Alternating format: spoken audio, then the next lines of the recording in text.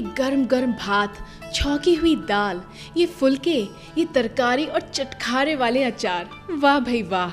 ये एक बिहारी थाली है, दूसरी थालियों से अलग, चटखारेदार और स्वादिष्ट। यही नहीं, मौसमों, स्थानों और रसोई घरों में इसके बदलते हुए रूप हैं, जिनके पास किसी भी मुंह में पानी ले आने की ताकत है। बिहार के विभिन्न व्यंजनों में इतिहास के कई अध्याय सिमटे हुए हैं।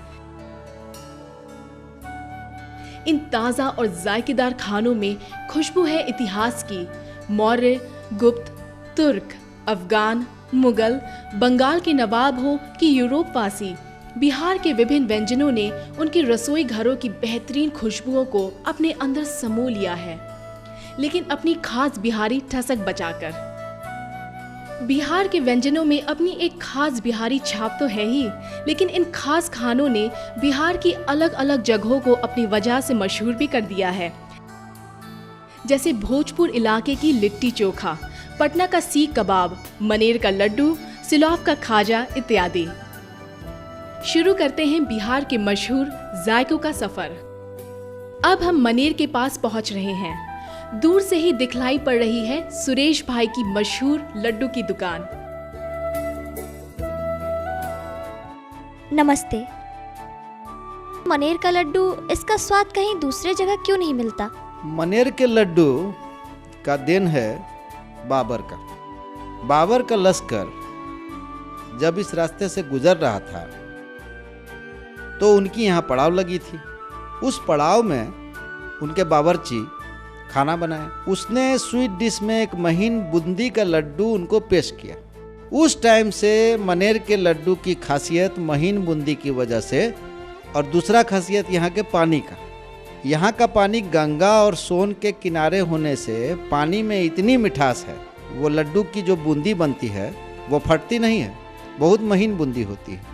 जो भी लोग इधर से गुजरते हैं मनेर से, मनेर के लड्डू मशहूर होने की वजह से यहाँ लोग रुकते हैं, लड्डू खाते हैं, सौगात के रूप में लड्डू ले जाते हैं। मनेर की और क्या विशेषता है? हमारा मनेर पर्यटन स्थल है। ये बाबा मखदूम शाह की नगरी है, सूफी संतों की जगह है। साथ में यहाँ त्रिवेणी संगम, जो गंगा सरजू सोन मेला है, ये भी हमारे मनेर की महानता है। ये देखिए, अभी मैंने जो लड्डू खाया है वो सुरेश भाई की दुकान की लड्डू है, मनेर का लड्डू।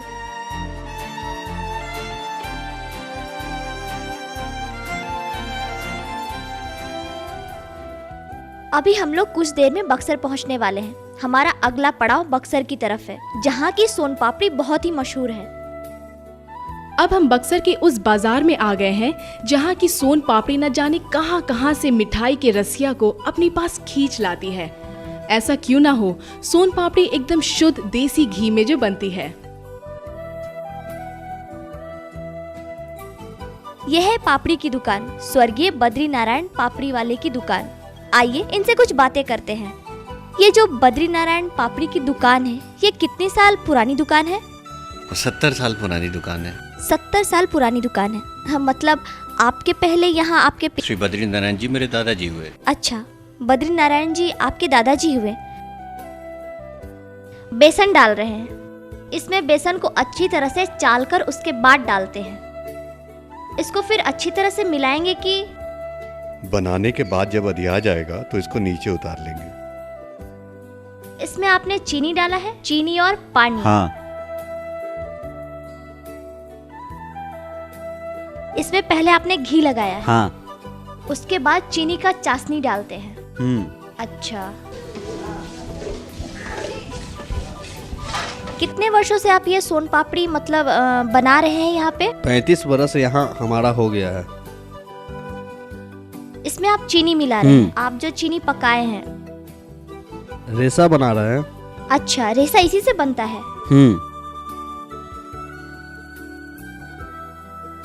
ये गिरता है, उससे रेसा बनता है। अब जमाइएगा। रेसा बनने के बाद ये देखिए, पापड़ी का अंतिम रूप तैयार हो गया है। अब इसे बेल कर जमाने के बाद काटेंगे। ये देखिए क्या सोन पापड़ी है, बहुत स्वादिष्ट है सोन पापड़ी। बद्री नारायण पापड़ी की दुकान की पापड़ी की स्वाद ही कुछ और है। हम आ गए हैं फतुआ के उस बाजार में जहां एक कतार से मिर्जई की दुकानें सजी हुई हैं। मिर्जई मैदे की मिठाई जिसमें ऊपर से चीनी लपेटी हुई है। आइए इनसे बातें करें मिर्जई के लुभावने स्वाद और इसके इतिहास के बारे में। फतुआ में फतुआ के मिर्जई ही नामी है, अच्छा, यही मशहूर है।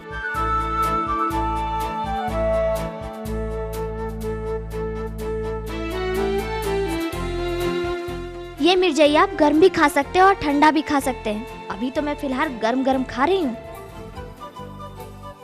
हम पहुंच रहे हैं उस शहर में जिसे एक खास मिठाई खाजा ने मशहूर कर दिया है। जी हाँ, सिलाव। कई पुरानी कहानियां मशहूर है खाजा के बारे में। यह तीसरी पीढ़ी काम कर रही है काली साव की।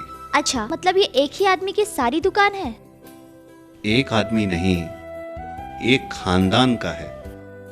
मतलब आपकी ये जो खाजा की दुकान है काली साहू के नाम से कितने वर्ष पुरानी दुकान है? ये तो अपने बाबा से पूछा था तो उन्होंने बताया कि हम भी अपने बाबा से पूछे थे। किंवदंती ये है कि जब बुद्ध आए थे तो यहाँ और जगह तो हर तरह की मिठाइयाँ मिलती थी, लेकिन यहाँ के लोगों ने एक यूनिक टाइप का मिठाई पेश किया।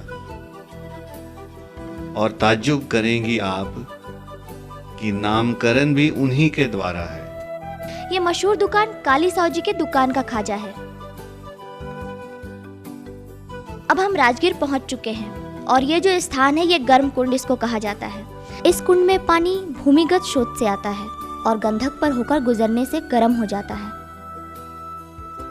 और ये भी कहते हैं कि इस कुंड में नहाने से शरीर की जितने भी बीमारियां होती हैं, दाने होते हैं या ऊपर से चेचक वगैरह जो निकलते हैं, वो जल्दी ठीक हो जाता है।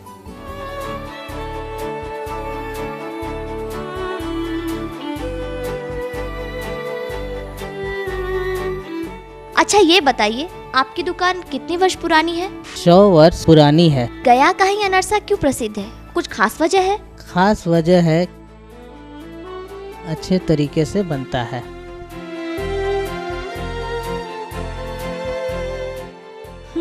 गर्मा गर्म अनरसा खाने का मजा ही कुछ और है। पता है अनरसा 3 तरह का बनता है, खोया अनरसा, पापड़ी अनरसा और प्लेन अनरसा, मतलब सादा अनरसा। और ये जो मैं खा रही हूँ ये खोए के साथ है। तिलकुट कितने प्रकार का बनता है? तिलकुट करीब 8-10 प्रकार का बनता है। ये देखिए, तिलकुट के लिए चाशनी जो चीनी का था वो बिल्कुल तैयार हो चुका है। इंटरेस्टिंग है ना? आइए आगे देखते हैं क्या होता है। इसमें चीनी डाल रहे हैं? हाँ।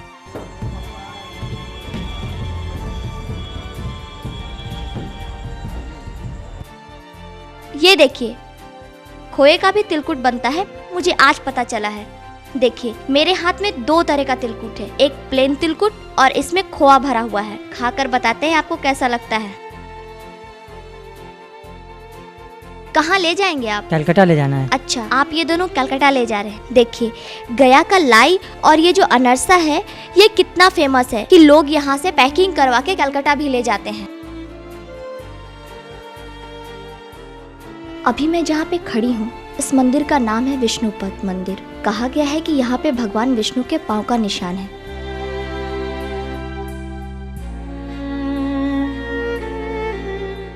ये जो स्थल है ये किस नाम से जाना जाता है? ये रामशिला मंदिर रामकुंड तालाब है। अच्छा, ये किस वजह से यहाँ पे इसकी स्थापना हुई है? यहाँ 45 वेदी गया जी में पिंडदान होता है, जिसमें रामकुंड स्थानीय रामशिला है। इस स्थान पे पिंडदान होता है पूर्वजों के नाम से। हम नवादा के हाईवे से गुजर रहे हैं।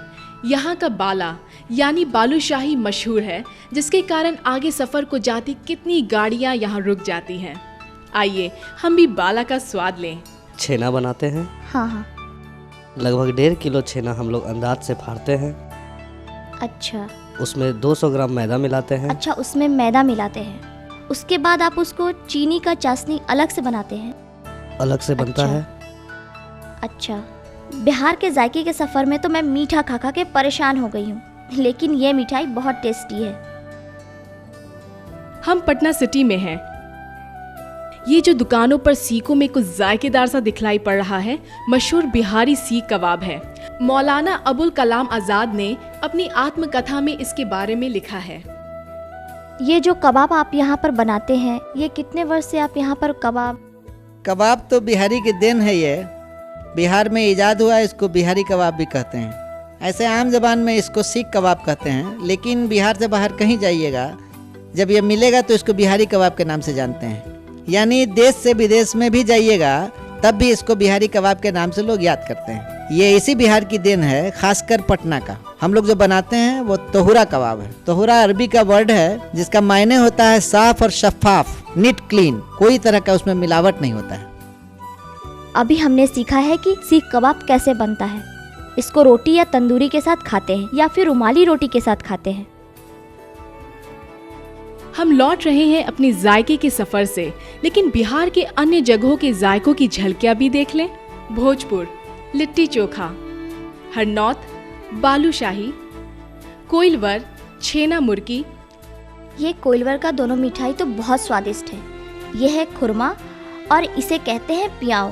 भागलपुर सत्तू का शरबत, शीतलपुर रसगुल्ला, बढ़ैया रसगुल्ला, नवगछिया दही, बेहपुर दही, बिहिया की पूड़ी या कहे तो पूड़ा। मैदा, आटा और नमक मिलाते हैं। मैदा, आटा और नमक। अच्छा, इसको जो सान रहे हैं, आटा किस टाइप का होता है? गीला होता है? गीला टाइप का होता है। इसमें मोम नहीं पड़ता इसमें है? मोम नहीं पड़ता है। इसमें आटा मैदा क्यों डालते हैं? इसलिए कि ठोकाई होता है तो परत पतला होगा। अच्छा, ज्यादा पतला करने के लिए आप मैदा मिलाते हैं। जी।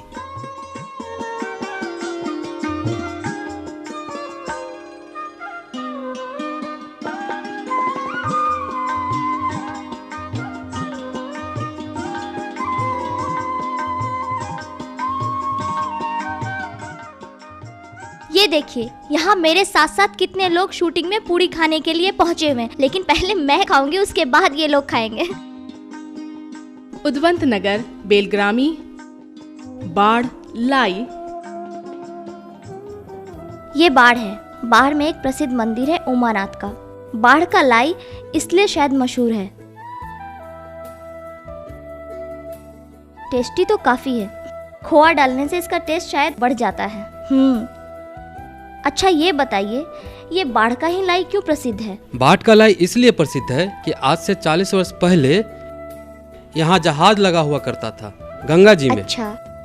तो गंगा जी में जो जहाज लगा करता था, हम लोग में उस समय बहुत गरीबता थी, तो हम लोग थोड़ा सा लाई बनाकर जहाज के पास बेचा करते थे। अच्छा। धीरे धीरे उसी तरह काम होते गया और सबको पसंद आते गया। यहाँ कुछ ऐसा काम नहीं था तो लोग लाई खाकर पेट भर लिया करते थे। मौसमों में खुद को बदलने की ताकत होती है तो वे अपना असर दूसरों पर भी डाल देते हैं। कहते हैं ना कि कहीं मौसम की तरह तुम भी ना बदल जाओ। बिहार के खाने भी हर 3-4 महीनों पर मौसमों के बदलने के साथ बदल जाते हैं और उन खानों में शामिल हो जाती है मौसम की खुशबू। आइए देखें बदलते मौसमों के बदलते जायकों को। बदलते मौसमों के साथ बिहारी थाली भी बदलती रहती है। हम जाड़े के खाने से शुरू करें। भात, रोटी, दाल वगैरह जो हमेशा चलने वाले भोजन हैं, वे रहते ही हैं। हाँ, आलू, गोभी, मटर की रसदार सब्जी बढ़ जाती है। जाड़े में आपको धनिया की स्वादिष्ट चटनी मिलेगी। आप कई बिहारी घरों में जाड़े के मौसम में रोटियों में एक बदलाव पा सकते हैं कि वे गेहूं के आटे से हटकर बनती हैं। रात के खाने में चावल के आटे से बनी रोटी, जिसको लोग गुड़ और घी मिलाकर बड़े चाव से खाते हैं। गुड़ की तासीर गर्म जो होती है। इसको गर्म पानी में उबाल कर करते हैं। रोटी हल्की होती है। हाँ। तैयार हो गया है चावल का आटा। हल्के हल्के हाथ से बेलते हैं। हाँ, हल्के हाथ से।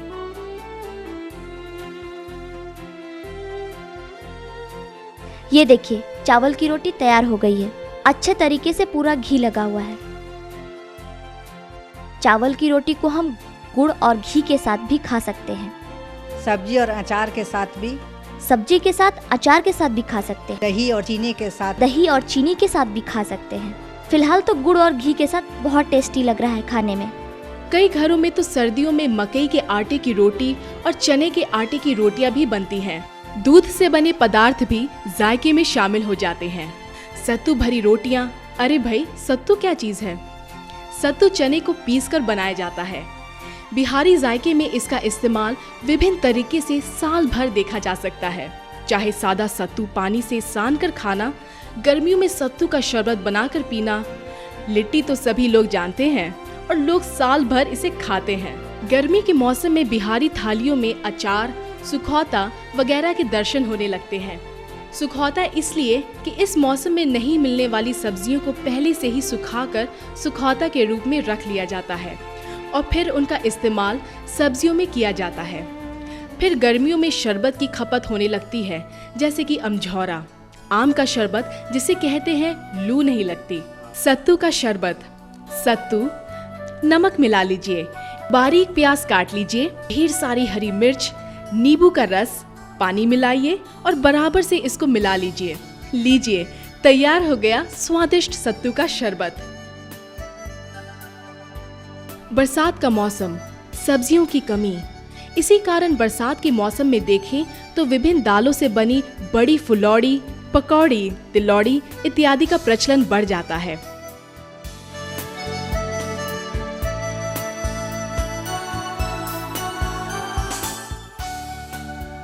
इनकी अलग अलग तरीकों से बनी तरकारी बहुत स्वादिष्ट होती है। बरसात में बैगन बड़ी, आलू बड़ी का भी खूब प्रचलन है और शादियों में तो बैगन की सब्जी को शुभ भी माना गया है। आलू प्याज की पकौड़ी भी लोग बड़े स्वाद से खाते हैं। बहुत ही अच्छा दिख रहा है, खाकर बताते हैं कैसा है। वाह, बहुत ही अच्छा। जायके के सफर में बिहार के कई जगहों के व्यंजनों की सुगंध हमने पाई और बदलते मौसमों में किस तरह बिहारी थाली के कुछ जायके बदल जाते हैं हमने देखा। बिहार के रसोई घरों में सुबह के नाश्ते में भुंजिया का बनना एक बड़ी साधारण बात है। भुंजिया में एक असाधारण बात यह है कि बिहार में ही पंचफोरन का इस्तेमाल दिखता है। पंचफोरन 5 तरह के मसालों का मिश्रण होता है: सौंफ, सरसों, अजवाइन, मेथी, मंगरेला। भुंजिया को पंचफोरन से छौंका जाता है। हम इस रसोई घर में आलू और भिंडी की भुंजिया बनते देख रहे हैं।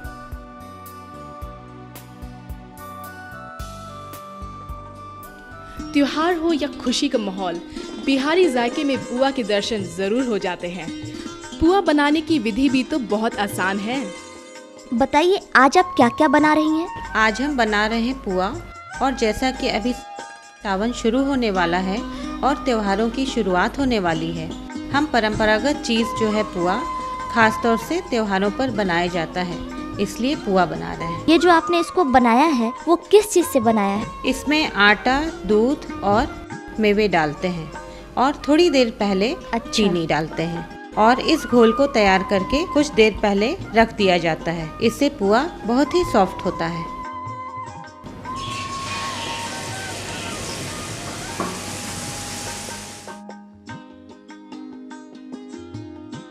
तीज पर बनाई गई पेड़कियाँ, पुआ, कितने अनेक व्यंजन सुनते ही मुंह में पानी आ जाता है। इसमें खास छठ पर्व पर बनाए गए ठेकुआ का जिक्र किए बिना जायके का ये सफर अधूरा रह जाएगा।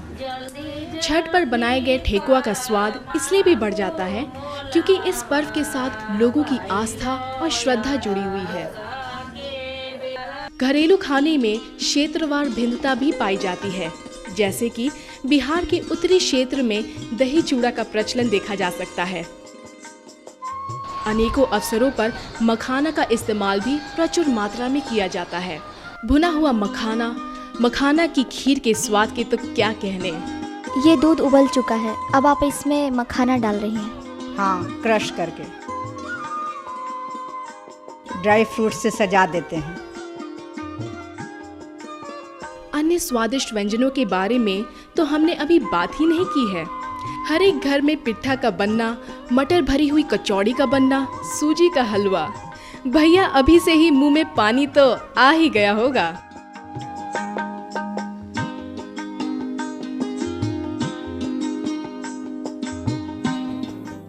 चूड़ा और मटर की घुगनी भी शायद हम भूल गए। ऑफिस के बाहर बाबू लोगों को बुदिया और सेव के साथ काले चने की घुगनी का मजा लेते किसने नहीं देखा है। जायके का सफर हम यहीं पर खत्म करते हैं, लेकिन ये तो एक सफर है। आगे बिहारी जायके का लुत्फ लेने के लिए सफर को हम आगे बढ़ाएंगे।